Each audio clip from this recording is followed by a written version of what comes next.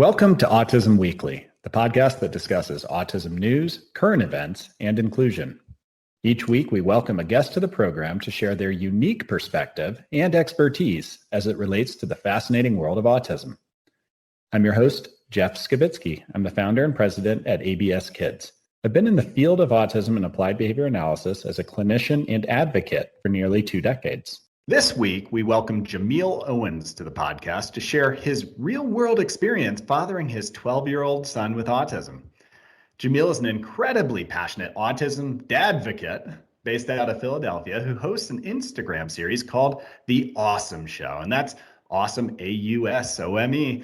The Ausome Show assists fathers of awesome children by offering a platform that educates, motivates, and encourages men to be awesome for their children on the spectrum. Jamiel, welcome to the podcast. Thank you. Thank you for having me. I'm excited on this nice winter day. We'll leave it like that. And we appreciate you coming on because there aren't that many fathers who are out there speaking so passionately and empowering in the autistic world. So how did the Ausome Show come to be? Wow. So many different parts. First off, before I actually start, I want to give a shout out to all the awesome parents out there, grandparents, awesome caretakers. It only takes but one strand of motivation in order to do what I've done and what so many other people have done before me. And hopefully more will continue to do after me. This started off just basically as a man, just being tired of not seeing adequate services for my son Shane and awesome children just like him. So you're talking about an everyday blue collar worker. I go to work, I make ends meet, and I come home and I'm playing with my child and I'm trying to negotiate with my mind and my feelings on how to be a real effective parent for my son. What I came up with simply, and this was back in 2016, was, okay, you know what? Autism Speaks Walk is coming to Philadelphia. I want to go ahead and I want to have a team for my son. Great. Started that, but with my background in so many different employers, I used to work for Clear Channel Radio at one point. So I used to do a lot of marketing with advertisements. So I said, you know what? I'm going to blow this out the park. I'm not just going to do a team, but I'm going to make my own slogan. I'm going to make, merchandise to sell, and I'm going to give it to Autism Speaks because they're going to help the community. So that's what I did. Made my own slogan, my tagline, was able to do shirts, wristbands. I had a donation drive. I had everything planned out, was able to raise over $2,500. One father, $2,500 that I donated to Autism Speaks. But after that, I still felt like I wasn't doing enough. And that was the point where I said, you know what? I think I want to try actually doing radio myself. No experience, no know-how, don't even know how to put together a radio script on how they do the workings. But I sat and I studied and I said, I'm going to go ahead and do this. So I started the Ausome Show. But the content, the information that I gave on the shows, the guests, that was all provided by me. And I enjoy doing it because I put myself basically in a parent situation, which I am, an awesome parent, and said, what would I want to hear and from who? So I had amazing guests, had people from fathers to autistics themselves, paraprofessionals, ABA therapists, OT therapists. I had even Christian rappers who have children on the spectrum come on the show and give their perspective as well. But the one thing that I have to beat myself up every single day is, what am I doing to promote healthy understanding of those individuals with disabilities, such as autism, such as cerebral palsy, all across the board? What am I doing? Because I am one of those individuals. So I speak up about that. Since then, Ausome Show has been great. I've been premiered on several magazine articles I produced. I've been a part of many panel discussions. I've also been able to put out my first book on Amazon, which was released this year. And I'm working on my second book right now. And also, too, I was able to start my own nonprofit called Awesomeness Incorporated, which I'm very excited to actually get into gear starting in 2022. And this is just going to be an amazing tool and asset for parents out there. So I don't want to go on and on because there's so many different pieces of my life. But, I just thank God that I'm able to speak out and that people are interested in my story. But I'm able to push someone to be that next advocate, and especially the men, the fathers, which I had a hard time doing when I first heard my son was diagnosed. I mean, I hear so much passion in what you're doing, but you also see it. I mean, it looks like it's branch to branch to branch, growing that ability to speak to more and more people and to empower them. This all has to start somewhere, and it doesn't typically start with the hardship. It starts with seeing the ability of your child. And the strengths of them. Do you have that wow moment where, you looked at Shane and you said, this is my awesome child. They have so many wonderful strengths and skills, and I want to be able to help other fathers see that in their children on a regular basis. It definitely was a wow moment. It's funny that you asked me this. I remember specifically, I was going through a rough time in life because life can throw us a whole lot of different curveballs. It really determines on how we stand up and able to dodge those curveballs or at least adapt to them. And I remember I was in a bad situation with my living arrangements. Just lost my job. Someone that I was dating at that time, they walked out of my life. And I felt as though I was worthless and I didn't have anything. And that's when I really discovered the true power of my faith, which is Christianity and God. And I got on my knees and I just prayed to God. Now, my son was in the apartment at the time, but he was in a room. He had cartoons playing. And for some reason, he came out. He came out of his room and he gave me a hug out of nowhere. And at that point in time, I was like, okay, God, you gave me this child because this is the strength I need. You are physically here because you're here in my heart, but you gave me another piece of you, something that cannot be tarnished, something that will never, ever be misconstrued from my heart directly to his. And I used that. And I said, oh my God, I've been neglecting my blessing the whole time. That gave me the strength to get up off my feet, give thanks for that, and start to really piece together what was lacking in my heart as a man, empathy, compassion, all the things that really truly make an alpha male in these days, which we are subconsciously oblivious to because we're, superseded by what you need to be, what you need to have, what you need to wear. It was simple. Love. It was simple. It was so simple. So that was that wow moment. I was like, oh my God, Shane is a superhero. He has a superpower. He's awesome. And that's what really, really started motivating me to get up off my feet and really just go hard for individuals who can't do what they need to do. It's funny how our children can bring about so much purpose in our own lives. It helps you to kind of focus and to drive. But there's a journey to that.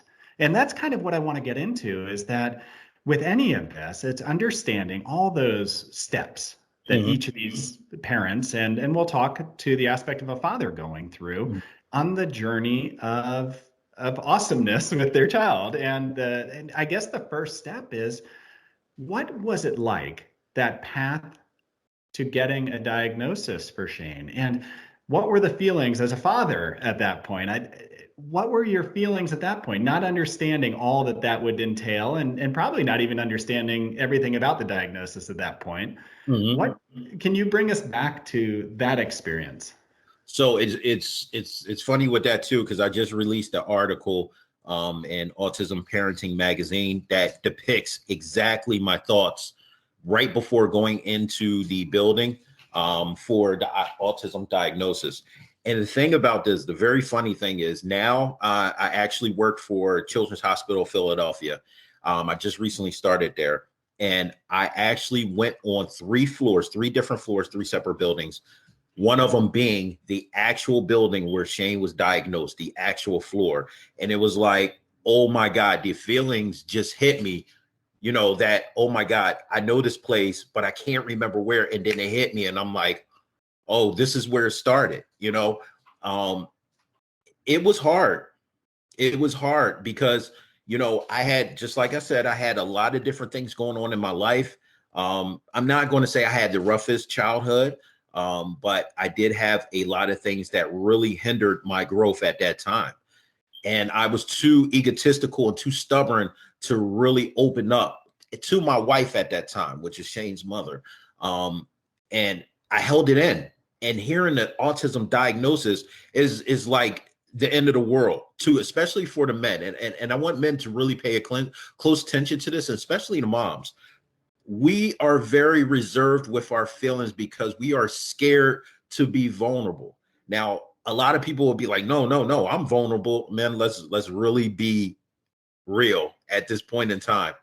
We are taught at an early age to be tough, to be masculine, to be assertive on what we want, to really go for that, that guts and glamour, whatever we're looking to do. We're not really taught to show emotion and compassion. And this was one of the times I wish I really did have it. So getting the autism diagnosis, I was blank. There was no feeling. I resulted more to the why me, God, this is not fair. I want to hit that restart button.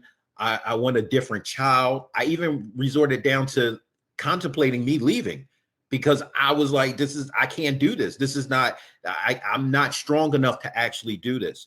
Most importantly, men, please continue to listen. I wasn't there for my partner. My wife at that time. What does she need? What does she hear? Because even though you hear the word autism, your partner could be sitting 2 or 3 feet away from you and hear that totally different than what you're actually taking it. So I wasn't there for her. And most importantly, my son, Shane. How was he doing? What is going on in his mind, in his world at that time? It was tough. It was tough. And, instead of talking to my partner at that time, I resorted to going outside, of my marriage and, alcohol and occupying my time with other women and friends. And I have to be truthful with this because I don't want another man to walk down that line. Your greatest asset in understanding the awesomeness that is coming from your child in this situation is your child and your partner. You cannot be without them two. If you decide to go without them two, it will be a long road. And I don't want you to go down that road like I did. I really don't want you. So men, please take the time to process your feelings with your wife, with your girlfriend, with your child's mother, process that feelings, but also hear her feelings and love on your child even more. It came down to a unfortunate divorce. And I like to tread on this lightly because I don't want to say autism is the reason for divorce, but it can pile on to life's issues. And if we don't go head on with these life issues, that's just another thing. And it could be the breaking point for a lot of people. So it came to the point where me and his mother divorced. And, in the midst of that, it was a lot of self-discovery, but also just like I mentioned just a moment ago, just that time where I was broken down and, I was, a weekend warrior dad, had him every other weekend, and fathers is not enough. Get your child more and more and more. Discover who your awesome child is. And you know what? I got my eyes open. But most importantly, I got my heart open. And the compassion that I felt in that one moment trumped anything in my life. And this is the same compassion that I try to spill out to total strangers, to mothers who are going through it, to fathers, to grandparents, to autistics themselves, because they are beautiful individuals. They're my son. They're a part of me. So, that's where it started from. That's where it really, really originated from. Men, there is no such thing as a reset button. There is no such thing as a reset button. You've been given this blessing for a reason because you need to change in some aspect in your life. Now, I could be touching a chord with some man out there that'll just sit there and be like, well, how do you know me? You don't know anything about my life. I don't. But what I do know is that as long as you're breathing here on earth, you have a bigger purpose than where you're at right now. And it's not going to be easy, but you will be able to get through that. And you will discover the beauty in all this world if you simply just pull off the layers of callousness of your heart. Let your child help you with that. Let your family help you with that. Now, I appreciate the fact that you're willing to put that out there and to talk through that and be so open and public about vulnerabilities, they all exist. And I do want to get back to discussing some of those support systems and everything. Mm-hmm. But before we go there, you had mentioned is that, the alpha male, and every dad is going to be different. And so, I mean, this might be a stereotype, but oftentimes is that the way that a father might engage their child, if they share that characteristic of being an alpha male, is physical, is that they want to play rough, they want to play sports, they want to do that. And some of that disconnect that they might share with their child is that the child may be not wanting to engage that same way. Sensory wise, it might not be the right fit. Motor wise, they might not have the skills. Yes. How have your conversations gone with other fathers about maybe them feeling, I missed that part? Like, this isn't what I thought was going to be my life. And how do they pivot to, there's other ways that I need to engage my child that's more about them, less about me? I'll give you another story, because the great thing about me, and I have to give all praise through to my wife, is that she encourages me to be open and available to fathers. On the back of my business card, I have my personal email address, which is for the show, but also my personal cell phone number. And I hand this out with the intentions for men to call me directly to speak without any walls, without anything, and without judgment too. And we can even meet sometimes and talk face to face. This one particular gentleman from New York, his name is Glenn too, funny enough. Shout outs to Glenn. Him and his son, he was having a rough time, and he came across my page, and he was like, brother, I'm listening to your content and you're amazing. I'm having a rough time with my son. He called me one time and he said, hey, Jay, it's raining up here in New York, and my son won't get out the rain. He just won't leave the rain, and I'm getting frustrated. And now he's on the ground in the rain in a park in New York City, and I don't know what to do. And I said, Glenn, why don't you lay down in the rain with him? What is stopping you from experiencing what your son is enjoying with this one moment of nature? What's stopping you? Is it because you're worried about the feelings of other people, passersby, or maybe it's because you just don't want to get your clothes wet? Those are all valid reasons. I'm not going to dismiss them, but you have to connect with your child in a different format than what the world plays out that your child is supposed to be like. Yes, your child is supposed to be, the best possible that they can be, an athlete, a doctor, a carpenter, whatever the case may be, a lawyer, whatever the case may be. But your child is your child. And these awesome children are unique, and they have a place in our society, which we have not even discovered yet. We are barely touching the surface on the beauty in these children and how they'll impact our society and make it better. So I encouraged them. I said, Glenn, take yourself out of father mode and just be there with him. Forget everybody else, cloud that, and just lay in the rain with them. And Glenn, he went silent, and he said, okay, I'm gonna call you back. And I didn't hear from him for about 2 hours. And he texted me back and he said, Jay, that had to have been the most happiest I have ever been with my son in my life. I literally laid down, didn't care about getting dirty, on the ground in the rain, and we sat there and we smiled and we laughed and we giggled, and and then I said, hey, you want to go get ice cream? And he got right up and we went and got ice cream. I think the more I talk to fathers and the more I challenge their perspective, because I'm challenged every single day on my perspective with my son, but the more I challenge their perspective on what it is to be a person, not a man, but a person, I give them a point of humility that is lost in this day. And it's not totally lost. We still have it, but it's lost.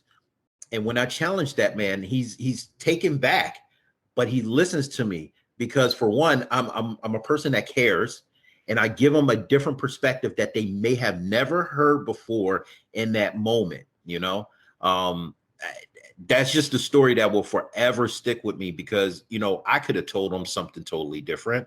I could have told them, well, you got to pick your child up, and if they go kicking and screaming, then, it is, calm them down and, redirect them. But no, join them, My son loves trains. We go on a train ride every month. He picks a particular line on SEPTA that he wants to travel from the beginning or the end. I lied to you not.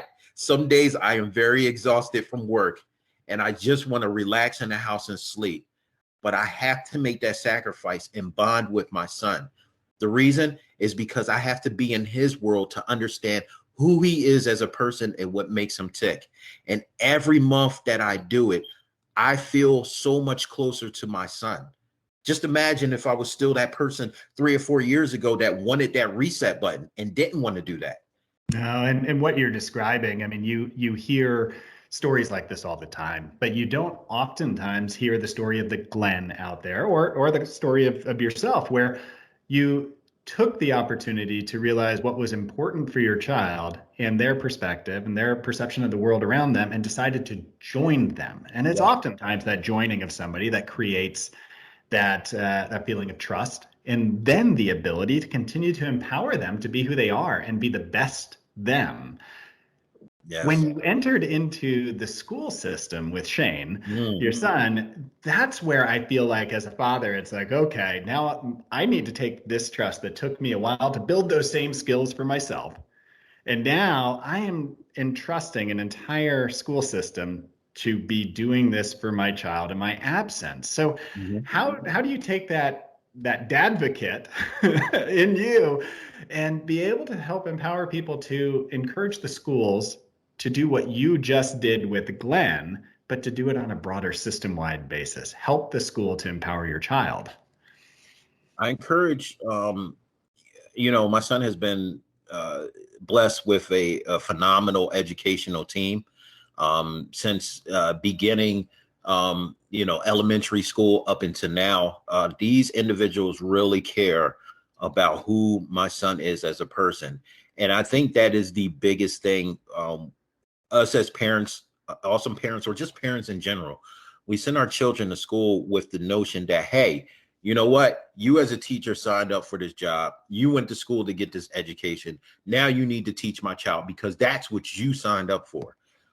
The bare minimum that I ask for educators to be when it comes down to my child is just a person. It's just a person.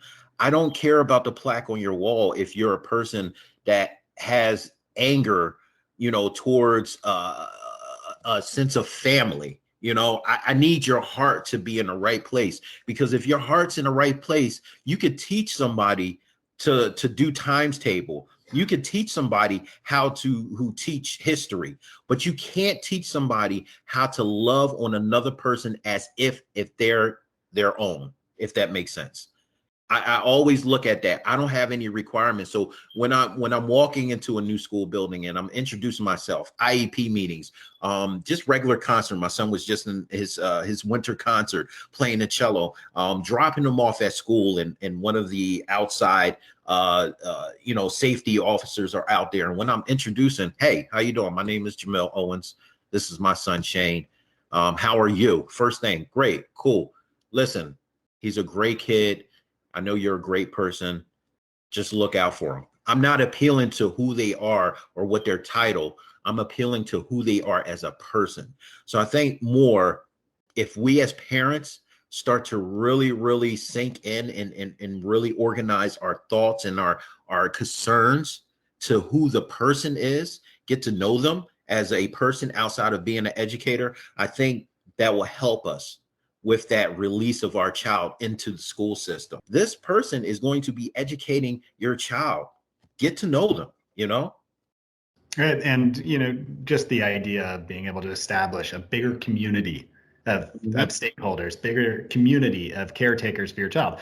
It isn't like, hey, I'm dropping them off, you go fix what's going on. It's exactly. I want to be a part of this team. And I hear that description coming out in what you're just discussing here. And I think it's so important for people to take that step back and look at the humanity side to it, is that it's challenging on teachers. It becomes less challenging if they see you as a support system for them as well, and a liaison to be able to help provide better care. But that gets back into, I guess, what you brought up earlier. It's you can't take care of everybody else if you don't take care of yourself first. And you have to be in a good space to be able to advocate, to be able to Yes. raise a child and to be able to take care of all of the needs that you need personally in the right way. So tell me about this experience. I guarantee that you've spoken to numerous families where mental health is one of the hardest things to be able to achieve when 24/7 you're trying to take care of everybody else. So how Yes. do we do that? The first thing that I always tell parents is, in people in general, the men as wanting to be leaders and head of the households, is that you got to find a spiritual grounding. I'm not here to convince you on any particular religion, whatever it may be, because I've researched so many different religions and so many different aspects of the laws and the commandments, and every one of them thrive off of love. So I think that we have to start building that foundation, that first level right here, finding a spiritual grounding. Once we find a spiritual grounding, we first learn how to manage the stressors of life, because we understand that these things are going to come and they're going to go, but your life has to continue. Your life has to continue, and that there's always promise of something better after that particular stressor. But also, too, when you get past that stressor, now you're on the next level of being able to love on those correctly. When you're able to love your family correctly, everything falls in order. I don't know about you, man, but if I go to work and my household is in disarray, then I can't perform my job at work because I'm not grounded correctly. So we have to come up with a solution. That's not going to be if you're not pouring into the individual that you love, and vice versa. Now, for the single parents out there, you might be like, oh, well, Jay, you know what? That's a little bit hard for me because I'm single. Yes, you are single, but you are ready and able to actually find the spiritual grounding yourself and receive that love directly from that spiritual grounding, until you are given the blessing of a person that will be able to pour into you. There's no excuse. You must have that first. When that takes place, your mental capacity changes. Now you look at things the glass half empty. You don't look at it as, oh my God, I don't have anything, or I'm without this. You look at it like, okay, this is what we have. Let's dig in. Let's make it work. Let's turn these lemons to lemonade. Let's make what we have work, and let's just be happy about life, that we're still breathing. Mental health is a major issue these days. Unfortunately, we have things on the news, on the radio. We have unfortunate events because this is real life. Parents, I implore you, male, female, grandma, grandpa, caretakers, if you are having a hard time grasping your awesome child life right now, what you're experiencing, what you're going through, seek out help. That could be as a therapist. That can be going to a Facebook group. That could be going to your local church, whatever it may be. Don't be too prideful to speak up and speak out about what's going on in your head, because it's going to affect your heart. And if it affects your heart, it's going to affect your family. So, spiritual grounding and speaking up, two of the biggest things that I promote, because I'm a product of it. I have problems. I'm not perfect. Just because I'm on this interview doesn't mean that I have it all together. I'm learning every single day. My wife is teaching me every single day. My sons are teaching me every single day. Everybody is teaching me every single day. And sometimes I have problems and difficulties, but you know what? I get back up and I speak transparently to you, the audience, because I want you to know that you're not alone. Something else that us awesome parents always feel: we're alone. No one understands us. No, I love you. I understand you. I'm here. We all love you, and we're all here, but we want you to be the best version of you for your awesome child and your awesome family, for the community. And thank you for sharing that, Jamiel. Just so many parents have reached out to say, I'm here every single day. I'm taking care of my needs of my child every single day. They don't often take that step back to look at and to understand that, everything that they've done has so much value, and that they themselves have so much they're giving up and that they're putting out there, and appreciate what they have done. And I think that it's important to do that, is to realize that, all the effort that you put in has such a big impact for everybody else, and that you need to be able to take time for yourself to celebrate that at times. Yes.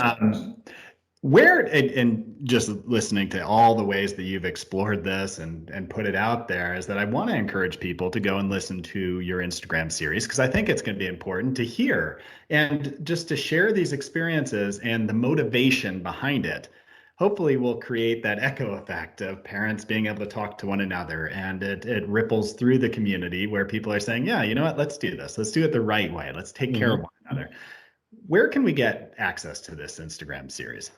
So, I have my Instagram page, my Facebook page. So Instagram is The Ausome Show, one word, TheAusomeshow.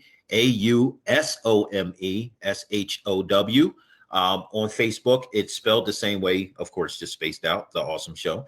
Also, too, Spotify, Apple Play, you can find my podcast, simply titled The Ausome Show. Just really some episodes on topics that I've always thought about as far as being an awesome parent. I put into words and just give my opinion, and I love to hear feedback. I love to connect with people that may have a different perspective than what I have, or maybe be able to enlighten me on some information I may have missed, because that's what the community is about. It's about sharing. I think of the autism community as a amazing example of how the internet works. The internet connects users and information on a daily basis. The same thing goes for the autism community. It's amazing, but it's filled with so much love. And I want to keep it that way. This is the reason why I do this. I've done so many different interviews. I'm blessed to be on this podcast, on this series. Thank you for having me. You can check out all my interviews, my perspective, but most importantly, my book too, which is a 15-day devotional for autism parents. Once again, it doesn't necessarily have to be a religion that you find enlightens you, but it gives you a grounding on things in my life, what happened, and how I put them to biblical principles, because now I'm enlightened to see. My heart has opened up. I'm able to love on others. So it's life is a puzzle. God gave you a cheat sheet. You can find that book on Amazon. Support it. It's just my life. It's just transparency. That's really all I got. If you go to Google, it's funny. Like one day I sat back and I was like, let me Google myself. And I Googled myself and I seen everything that I've been doing. And, I give praise to my religious father, which is God. I give praise to him. I give praise to my wife for really pushing me to be the best that I could possibly be. I'm here to serve, the public, volunteer firefighter, here in Hatfield. Shout out to Hatfield Fire Company, all my brothers and sisters. I work security. I protect, people at Children's Hospital of Philadelphia. EMT. It's just about serving people. And it's funny because I've always liked to do it, but I was always out there for the wrong purpose. I was out there for the money. And now it's just like, hey, let me just do this because someone in this world needs protecting. Someone needs to be, advocated for. And sometimes, I have to step in because I've been in that position where I, as a parent, couldn't speak and I didn't feel no wrong about it. And someone stepped in for me and they spoke. And I was like, oh my God, this is amazing. It wasn't no envy. It was just gratitude. Thank you. Thank you. And the more people I infect with this love, the more that they'll infect other people. And you know what? I'm just doing something before I leave this planet, leaving a legacy for my son to hopefully see one day. And thank you for doing just that, Jamiel. And I appreciate you coming on the podcast today to share this. I think that the model that you're giving right now of being able to be vulnerable and open yourself up, I think that's something that all of us fathers can learn from, because Yes. it does allow you to be able to see the world from a different lens and then also to accept supports. But thank you so much for joining our podcast today. And hopefully we can keep in touch. And I'd love to hear your son and his musical ventures sometime. Definitely. He's definitely, he loves the cello. He loves trains more, but he loves the cello. And you guys are, family of the Ausome Show. So anything that we can do for you guys, all you got to do is just drop me an email and I'm right there to support you guys. Like I said, it's a blessing being on here. It's a blessing getting to know you, everybody on your staff. And I look forward to a prosperous relationship and have a very prosperous new year. If I don't talk to you, enjoy the blessings that you've been blessed with this year and more to come next year. Thank you for listening to Autism Weekly. We hope you tune back in next week to learn more about autism in the real world. Autism Weekly is now found on all the major listening apps, including Apple Podcasts, Google Podcasts, Stitcher, Spotify, Amazon Music, and more. Subscribe to be notified when we post a new podcast. Autism Weekly is produced by ABS Kids. ABS Kids is proud to provide diagnostic assessments and ABA therapy to children with developmental delays like autism spectrum disorder. You can learn more about ABS Kids and the Autism Weekly podcast by visiting abskids.com. Thanks for tuning in. See you again next week.